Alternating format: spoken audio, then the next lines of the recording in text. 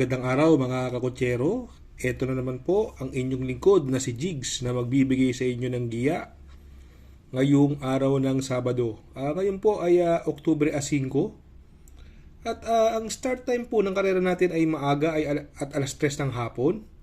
Itong aking giya ay purely review and analysis ko lamang at walang halong information. Simulan na po natin. Race number 1, dito po magsisimula ang ating winner take all. Pilracom rating based handicap system race. Class 5, 5 placer. Distance is 1,400 meters. Dito po may 6 na kalahok At ito ay naglaban na ito Binibini at si Color Blast. Tinalo ni Binibini sa datingan niya si Color Blast nung karera last race yun. Kung saan nanalo si Modern Stroke, yung kabayo ni Mr. Rabano nanalo doon. Hindi nauna si Binibini doon pero tersero siya ron dikit-dikit lang sila ron. Pero bukod doon, bago siya matersero doon, nanalong banderan tapos po yan. At siya po ang may best time sa 1400 meters. At sa tingin ko, walang gagawa dito noon. 1.27.6. Si Binibini, tingin ko nakakalamang po yan. Gamay na gamay po ni JC De La Cruz, although 56.5 ang timbang, napakabigat. Kaya ako maglalagay ng panigundo dahil medyo mabigat yung timbang niya. Ilalagay po ko pong panigundo dyan yung numero 5 Color Blast na nagamayan na po ni JR Sargent de Ocampo. Although tinalo na siya sa datingan ni Binibini. Kaya dito sa race number 1, since wala namang tingin kong mabilis na makakahabol kay Binibini, nakakalamang po siya rito. Ang isasama kong panigundo, yung numero 5 na si Color Blast. Sa race number 2, dito naman po magsisimula ang ating pick 6, Pilracom rating based handicap system race, class 5, 11 to 15 split. Distance is another 1,400 meters. Dito may 6 na kalahok Kung mapapansin nyo tong karerang to solo area yung numero 6 na si Advance Party at medyo nahuli ni GL Shego Jr. ang kiliti nito lately 2 takbo nito sinusunod lang last run nito nasigundo po yan, inabot lang po yan si Advance Party. Sa tingin ko nakakalamang po yan si Advance Party sa laban na yan, napupunto po. Ito naman Bolt Champ, last run nito tersero sakay ni Pabs Cabalejo. Si Bolt Champ sa tingin ko baka yan ang makachamba dyan dahil si Batang After 7 at si Happy Julian baka sakaling umantabay kay Advance Party sa unahan pero tingin ko hindi nila kaya rin Advance Party. Si Antonio de la Mugis naman ito bagong baba sa laban. Kung mapapansin nyo yung timbang 54 sakay pa rin ni Jomer Storke mababa po sa laban yan si Antonio de la Mugis. Pero ako, mamimili ako rito. 2 na lang po ang pipiliin ko dyan. Doon ako sa numero 6 na si Advance Party. At ang panigundo ko naman po yung numero 4, Bolt Champ.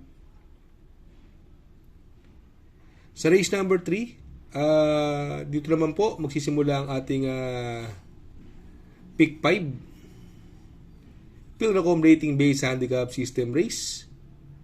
Class 4, 22 to 27. Distance is another 1,400 meters. May 6 na kalahok. Dito po sa karerang ito, tingin ko wala nang papopormahin sa unahan niya. Yung numero 2 na si Dakis at gamay na gamay ni Pati yan. Masyadong veterano na to sa stakes race itong Dakis Sa tingin ko nakakalamang po yan.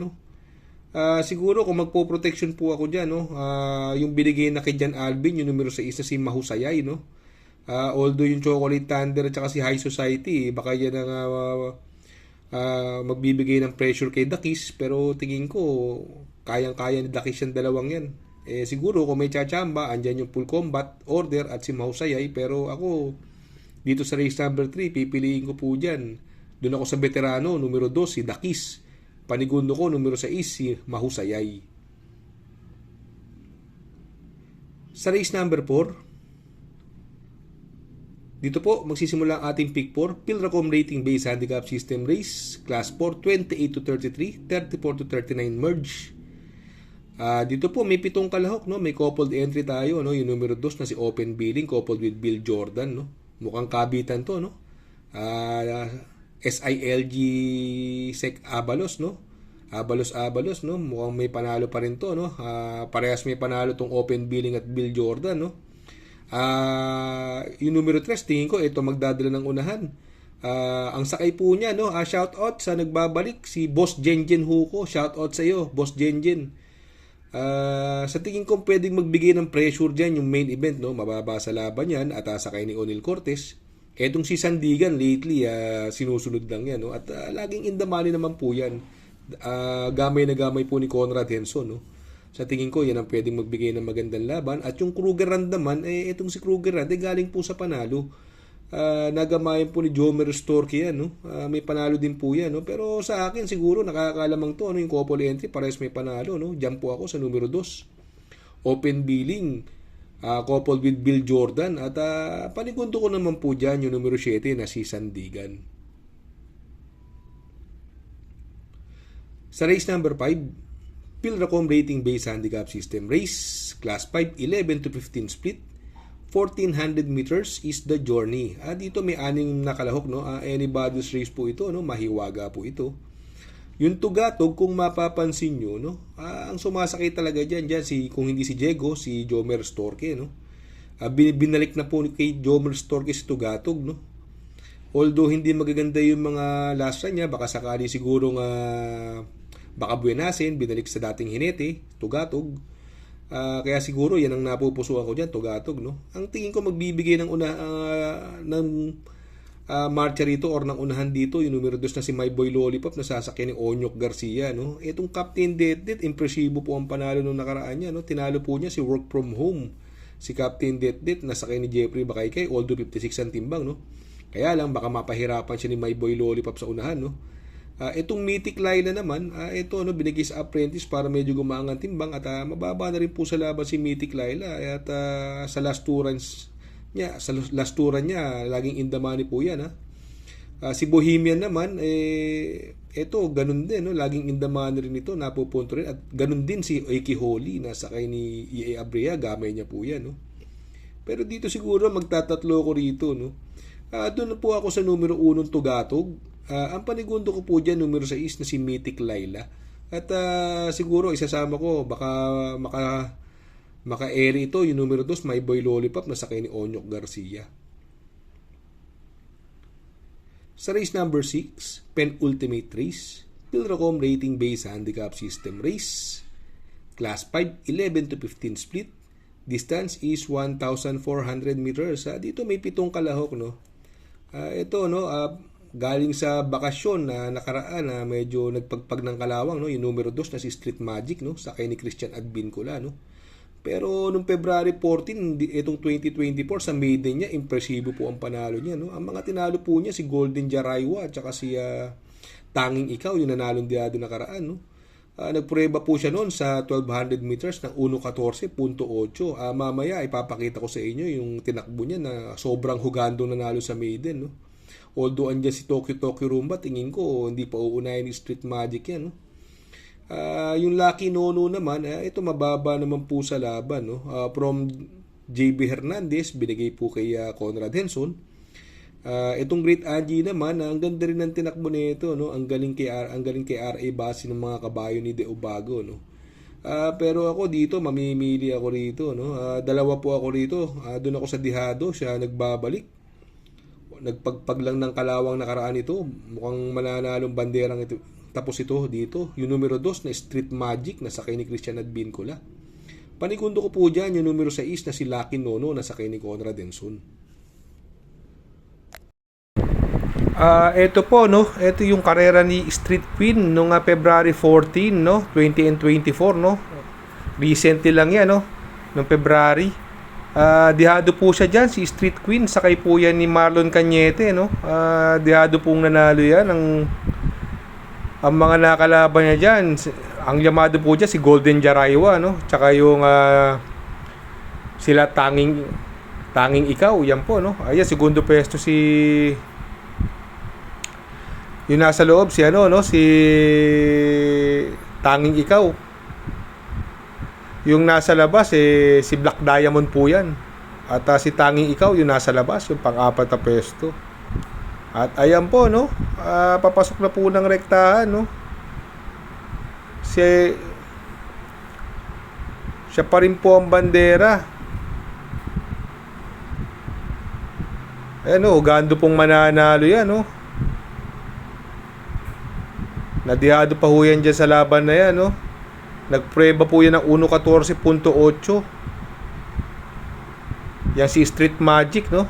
Yan, kung mapapansin, sobrang layo po nanalo, no? Street Magic. Dihado pa po siya dyan.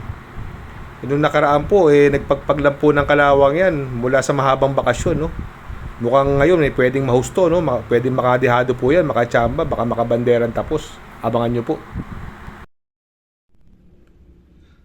Sa race number 7, last and final race. Pilracom rating based handicap system race, class 4, 16 to 21.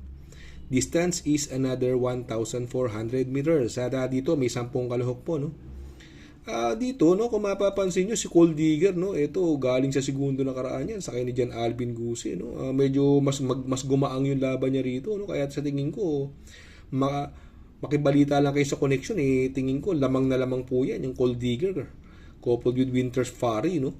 Itong Buntay Shore naman, ito impresibo po ang tinaro, bandera tapos nakaraan niya, no. Dito sa tingin ko walang makauna sa kanya rito, mukhang may tsamba po ito, no.